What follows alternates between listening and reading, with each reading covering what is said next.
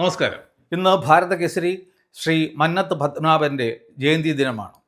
അദ്ദേഹം പണ്ട് പറഞ്ഞിരുന്നു, പിഴച്ച നായരും നശിച്ച നസ്രാണിയും മുടിഞ്ഞ മുസ്ലിമും അവരവരുടെ കയ്യിലിരിപ്പ് കൊണ്ട് കമ്മ്യൂണിസ്റ്റായി മാറുന്നു എന്ന്.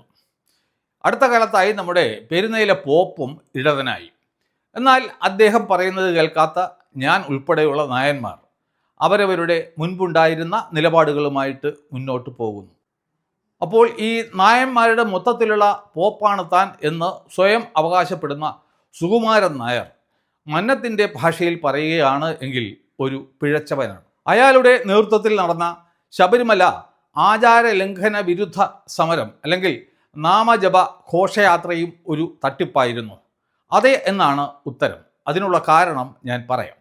ശ്രീ പിണറായി വിജയൻ ഈ നായന്മാരുടെ വോട്ടിന് വേണ്ടി മാത്രമാണ് ഇദ്ദേഹത്തെ കൂടെ കൂട്ടിയത്. എന്നാൽ അദ്ദേഹത്തിൻ്റെ ജീവിതത്തിൽ പിണഞ്ഞ ഏറ്റവും വലിയ ഒരു അമളിയാണെന്ന് മാത്രമേ ഞാൻ അതിനെപ്പറ്റി പറയൂ. കാരണം തന്തയ്ക്ക് പിറന്ന ഒരു നായന്മാരും ഇദ്ദേഹം പറഞ്ഞ അല്ലെങ്കിൽ ഇദ്ദേഹം പറയുന്ന കക്ഷിക്ക് ഒരിക്കലും തന്നെ വോട്ട് ചെയ്യില്ല.